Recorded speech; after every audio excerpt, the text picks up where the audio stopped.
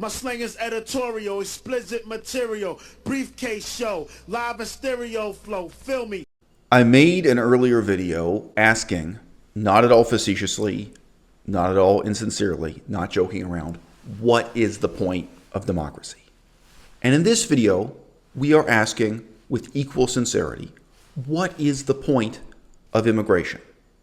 Not because I'm throwing up my hands and behaving as if there is no point whatsoever, but because so many people presuppose that having open doors for infinite immigration and incredibly generous refugee policy is an unquestioned and unquestionable good in and of itself without ever establishing what is it good for. In politics, in ethics, and in philosophy, some things are genuinely, authentically difficult to understand. And it's important that we have the patience and compassion necessary when examining those issues, discussing them, debating them with our fellow human creatures. Some things are not complex, are not difficult to understand at all, but they're unfamiliar. In this video, we're dealing with a question that is both unfamiliar and excites a lot of short-term emotional reactions that people have difficulty overcoming. Most people have adopted one extreme position or another on this issue without ever taking an interest in the facts, the consequences, or even what the options are. They feel that their own sense of moral superiority is invested in one position or another on this political issue. You might say their sense of self-esteem and self-worth is already attached to a commitment to a particular solution before they have even examined the problem. This is a map of Southeast Asia. You could say that Southeast Asia has 600 million people. Could be more, could be less, depending on where you set the boundaries. Hundreds and hundreds of millions. Everyone needs healthcare. When you look at this map, do you think each of these countries has hospitals and surgeons and medical doctors of equal quality? If you were doing humanitarian work in Cambodia or Laos, and you suddenly needed really serious medical attention, and you were looking at this map yourself, I don't know how much or how little money you've got or what your health insurance is willing to cover, you might start to question, where would you like to go to receive healthcare? All right. Healthcare tourism is a real factor in the Western world, in the Eastern world, in the Northern world, and in the Southern world. Okay. Healthcare tourism, dental tourism, people going on vacation to get their dental work done, and healthcare migration is a real factor. Healthcare refugees are a real factor. Now, I'm not going to ask in any depth or complexity which one of these countries has the best healthcare and which one has the worst. But you might be from Myanmar or Cambodia or Indonesia, and you might want to migrate to Japan in order to have access to better quality healthcare if you could. You might want to migrate to Singapore to have access to better quality healthcare if you should. Are we going to begin this discussion with the deep-seated assumption that this is a moral right, that this is an entitlement, that anyone who opposes the free movement of healthcare refugees, of healthcare migrants, is someone who's opposed to human rights, the progress of civilization, someone who doesn't care if the poor struggle and die and suffer? Let's take a full life cycle, centuries-long perspective on this.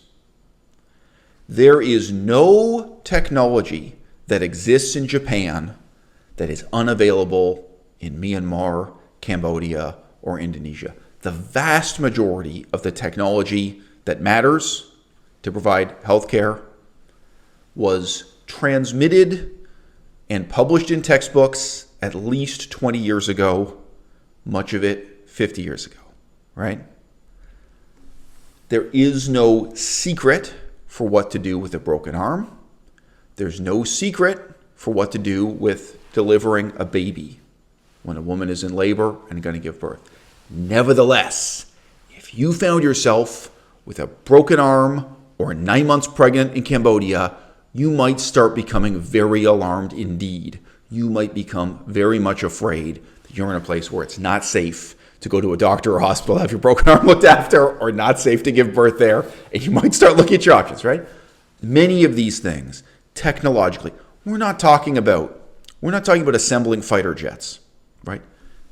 It's possible. My own country, Canada, is probably never going to be a center of aeronautics, of making fighter jets, right? Some technologies are really advanced and really unequal. This is not like cell phones. This is not like circuit boards. Canada is probably never going to do any of those things. But Canada can have decent healthcare. The nature of that technology can be shared and can be implemented everywhere, by everyone, in any language. I think already 20 years ago, the textbooks for all of these languages, even Cambodian, even Laotian, the information was there, right? The solution to the problem of healthcare in Southeast Asia cannot possibly be healthcare refugees or healthcare tourism, okay? The solution must be that each and every one of these countries, and within those countries, each and every one of these cities develops the capacity to deliver high-quality healthcare to their own people in their own language, period. It's not a solution for anyone to insist that it's your human right to run away and get surgery in Japan or run away and give birth and deliver a baby in Singapore just because it's more convenient for you right now, right? We need to have a commitment as individuals, as members of a society, as a country, and as a planet to build up the capacity to deliver healthcare locally, everywhere. Democracy, it's very much the same thing. Democracy is a technology that fundamentally hasn't changed in 2,000 years. Okay? Everything you need to know to run a democracy, it already exists in Myanmar, it already exists in Indonesia. It's a problem of implementation. People need democracy. They need freedom of speech in much the same way that they need healthcare. But the question is, why would you say it's a morally good thing to encourage people to run away to Japan, run away to Singapore, instead of building the capacity for democracy, building the institutions of democracy, building the reality of democracy in your own country? One country at a time, one city at a time, everywhere, locally, in your own language. We need democracy. We don't need to evacuate people so they can have democracy elsewhere. I made an earlier video asking, not at all facetiously, not at all insincerely, not joking around, what is the point of democracy? And in this video, we are asking with equal sincerity, what is the point of immigration? Not because I'm throwing up my hands and behaving as if there is no point whatsoever, but because so many people presuppose that having open doors for infinite immigration and incredibly generous refugee policy is an unquestioned and unquestionable good in and of itself without ever establishing what is it good for. I have a letter here from a supporter on Patreon. He opens by saying, Mr. Mazard, I didn't really want to reply to any particular argument in your post, but to the general spirit of it. I wanted to point out that anti-migration is likely an ethical issue of significance, but most take a right to restrict any kind of migration for any reason for granted. Free migration may be considered in a similar way to veganism, he means just as an abstract ethical argument. Quote, the question of immigration is surely underemphasized in contemporary philosophy, given its human importance. Literally millions of lives are affected in a serious and long-term manner by immigration restrictions.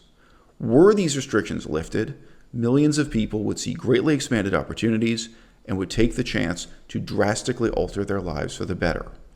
This makes immigration law a strong candidate for the most harmful body of law in America today. So he says, as a footnote, English is not his first language, and it's a little bit difficult. And thus also I have kind of corrected the grammar and changed the wording a little bit in reading this out loud, as you may have noticed on screen. Okay. The question I posed in my earlier video, and I was slightly miffed that this writer on Patreon just completely disregarded it. The question I posed was, if you have 20 million people leaving Myanmar to go and live in Thailand, and maybe you have another 2 million from Laos, and maybe 5 million from Cambodia, I don't know, 10, 20, 50 million from Indonesia, right? If you have tens of millions of people relocating to Thailand from all of these other countries that have a lower quality of government, a lower quality of democracy, and they're moving to Thailand because they can have a higher quality of life, yes, but because they can have democracy, freedom of speech, etc., okay? In what sense is that good? Who is that good for? Now, in my first video, I think I gave a perfectly eloquent voice to the fact that this will not be good for the countries that are being abandoned. It will not be good for the countries they are fleeing from. All right? If 20 million people who want democracy get up and leave Myanmar, there's an opportunity cost here. And there's something really wonderful and really positive that can be accomplished in Myanmar right now by 20 million people who are willing to stay and fight and die for a better democratic future in Myanmar. I can say the same thing about healthcare. Right now, short term, let's say there are 20 million people in Myanmar who have various health conditions, high blood pressure, heart attack, they're going to give birth to a baby, they got a broken arm. Let's say there are 20 million people in Myanmar who would really benefit from just relocating to Thailand. If we just grant them Thai citizenship, they have access to Thailand's healthcare system instead of Myanmar's healthcare system. Oh, well, that seems like a great boon for humanity if you are just looking at a single stage of analysis, right? But without even getting into how bad this is for Thailand, I was making the argument it's bad for Myanmar. It's bad for the countries that are being abandoned. If all of the homosexuals who are quite genuinely oppressed in Muslim majority countries apply for refugee status in Canada, who is going to fight for gay rights in those Muslim majority countries? If all of the atheists abandon all of the Muslim majority countries around the world, Indonesia, Saudi Arabia, or whatever, which is happening. You can look them up on YouTube. You can watch YouTube videos from atheists who applied for refugee status because they feel, I believe correctly, that they are being persecuted, whether it is in Pakistan, Saudi Arabia, whatever the Muslim majority country is. Okay? If all of the atheists and all of the homosexuals and all of the dissident intellectuals, if they all apply for and receive refugee status in Canada, what is the future of Saudi Arabia going to be? What is the future of Pakistan going to be? Right? Who's going to fight for it? You? Me? No. I'm not. I've lived in Cambodia. I did humanitarian work in Cambodia. I'm not fighting. Like, as much interest as I might have as an armchair intellectual in Cambodia and in Myanmar right now, right? How much more than a Google search am I really willing to do for the future of Myanmar? And any of you sitting on the couch can ask yourselves that same question. Right? And this is where it gets even more interesting, is if we flip it around and start asking about Thailand, or we start asking about Canada, if we start asking about the destination countries. Because as little as I care about the future of Cambodia, as little as I care about the future of Myanmar, which is very likely to be more than any of you in the audience care, no offense, I've been there, I've done humanitarian work, I did years of research, I've read very large, heavy history books about these countries. I care, right? I care, but it's a certain kind of detached, distant, scholarly, academic care I've got, right? I'm not volunteering to fight in Myanmar's civil war. Are you? When those people leave Myanmar and they come to Canada, or when those people leave Myanmar and they come to Thailand, they will care much less about building a positive future in Canada or in Thailand than they did about their own country, right? They won't have that kind of commitment, that kind of passion. This is one of the most tragic things about all immigration, including refugee policy, right? Is that the level of civic engagement, the level of democratic and political commitment to building a better and brighter future in your destination country, it's much, much less than it was in your host country. I have fans of this channel of all ages, right? Some of you are teenagers. Some of you are in your 40s, 50s, and 60s. Right now, if you were offered an Israeli passport and a new life in Israel, would you continue to speak English as your first language?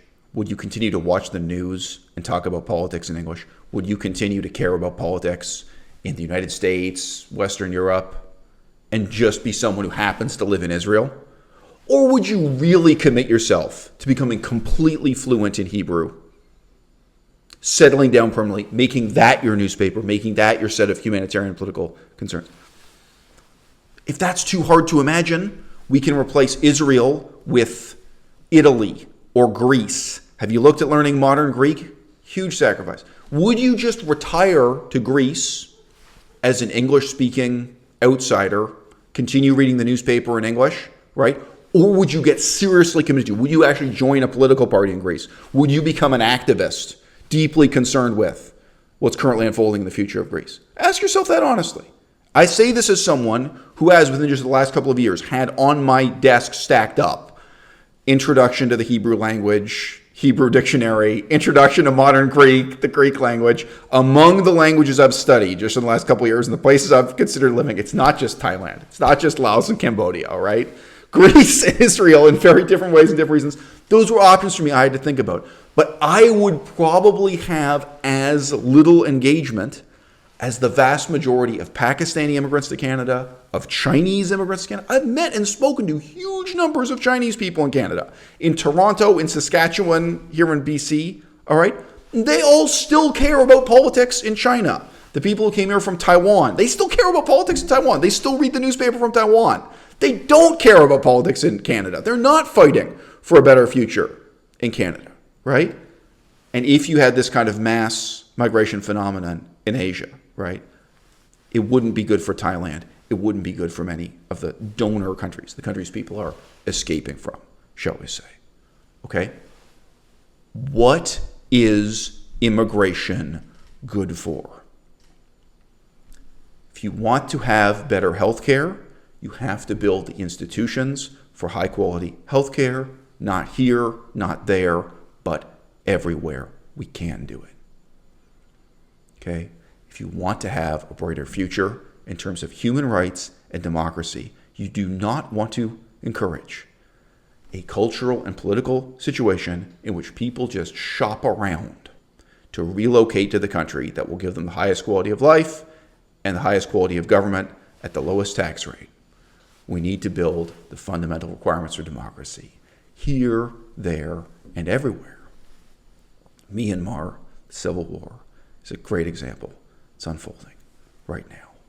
Whatever you think the solution to the problem in Myanmar might be, whatever you think the solution to the problem in Syria or Afghanistan might be, it cannot possibly be exporting the percentage of their population that is dissatisfied with the status quo. We have to harness the powerful positive motivation of that dissatisfied minority to transform the future of each one of those countries.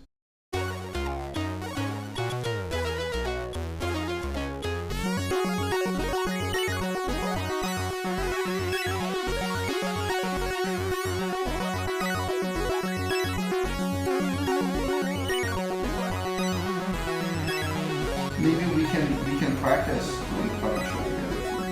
Yes, that's all I needed. I need it all.